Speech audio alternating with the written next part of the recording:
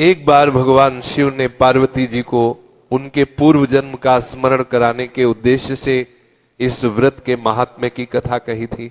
श्री भोले शंकर बोले, हे गौरी, पर्वतराज हिमालय पर स्थित गंगा के तट पर तुमने अपनी बाल्यावस्था में 12 वर्षों तक अधोमुखी होकर घोर तप किया था। इतनी अवधि तुमने अन्न न खाकर पेड़ों के सूखे पत्ते चबाकर व्यतीत किए। माघ की विकराल शीतलता में तुमने निरंतर जल में प्रवेश करके तप किया।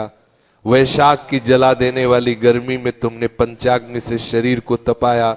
श्रावण की मूसलधार वर्षा में खुले आसमान के नीचे बिना अन्न जल ग्रहण किए समय व्यतीत किया। तुम्हारे पिता तुम्हारी कष्ट साध्य तपस्या को देखकर बड़े दुखी होते थे, उन्हें बड़ा क्लेश होता था। तब एक दिन तुम्हारी तपस्या तथा पिता के क्लेश को देखकर नारद जी तुम्हारे घर पधारे। तुम्हारे पिता ने हृदय से अतिथि सत्कार करके उनके आने का कारण पूछा। नारद जी ने कहा, गिरिराज, मैं भगवान विष्णु के भेजने पर यहां उपस्थित हुआ हूं। आपकी कन्या ने बड़ा कठोर तप किया है, इससे प्रसन्न होकर वे आपकी सुपुत्री से विवाह करना चाहते हैं। इस संदर्भ में आपकी राय जानना चाहता हूं। नारद जी की बात सुनकर गिरिराज गदगद हो उठे। उनके तो जैसे सारे क्लेश ही दूर हो गए। प्रसन्नचित होकर वे बोले, श्रीमान, यदि स्वयं विष्णु मेरी कन्या का वरण करना चाहते हैं तो भला मुझे क्या आपत्ति हो सकती है? वे तो साक्षात ब्रह्म हैं। हे महर्षि, ये तो हर पिता की इच्छा होती है कि उसकी पुत्री सुख संपदा से युक्त पति के घर की लक्ष्मी बने।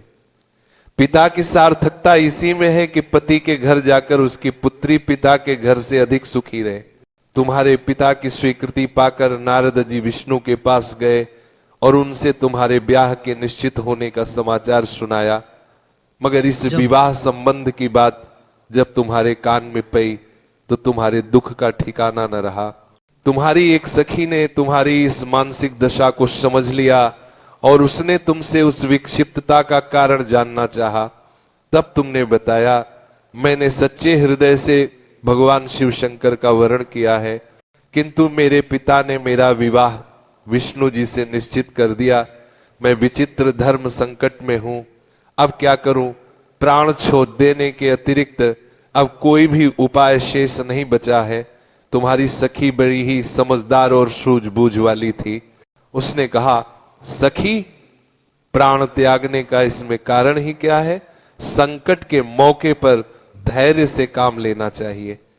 नारी के जीवन की सार्थकता इसी में है कि पति रूप में हृदय से जिसे एक बार स्वीकार कर लिया, जीवन पर्यंत उसी से निर्वाह करें। सच्ची आस्था और एक निष्ठा के समक्ष तो ईश्वर को भी समर्पण करना पड़ता है। मैं तुम्हें घनघोर जंगल में ले चलती हूं, जो साधना स्थली भी हो, और जहां तुम्हारे पिता तुम्हें खोज भी न पाए, वहां तुम साधना में लीन हो जाना। मुझे विश्वास है कि ईश्वर अवश्य ही तुम्हारी सहायता करेंगे। तुमने ऐसा ही किया। तुम्हारे पिता तुम्हें घर पर न पाकर बड़े दुखी तथा चिंतित हुए। वे सोचने लगे कि तुम जाने कहां चली गई। मैं विष्णु जी से उसका विवाह करने का प्रण कर चुका हूं। यदि भगवान विष्णु बारात लेकर आ गए और कन्या घर पर न हुई तो बड़ा अपमान होगा। मैं तो कहीं मुंह दिखाने के योग्य भी नहीं रहूंगा।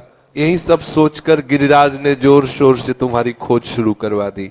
इधर तुम्हारी खोज होती रही और उधर तुम अपनी सखी के साथ नदी के तट पर एक गुफा में मेरी आराधना में लीन थी। भाद्रपद शुक्ल तृतीया को हस्त नक्षत्र था। उस दिन तुमने रेत के शिवलिंग का निर्माण करके व्रत किया। रात भर मेरी स्तुति के गीत गाकर जागी। तुम्हारी इस कष्ट साध्य तपस्या के प्रभाव से मेरा आसन डोलने लगा। मेरी समाधि टूट गई। मैं तुरंत तुम्हारे समक्ष जा पहुंचा और तुम्हारी तपस्या से प्रसन्न होकर तुमसे वर मांगने के लिए कहा। तब अपनी तपस्या के फल स्वरूप मुझे अपने समक्ष पाकर तुमने कहा, मैं हृदय से आपको पति के रूप में वरण कर चुकी हूं।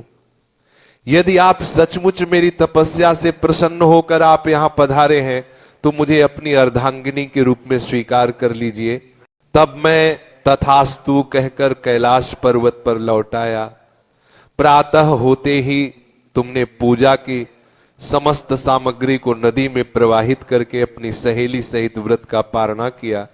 उसी समय अपने मित्र, बंधु व दरबारियों सहित गिरिराज तुम्हें खोजते खोजते वहां आ पहुंचे और तुम्हारी इस कष्ट साध्य तपस्या का कारण तथा उद्देश्य पूछा।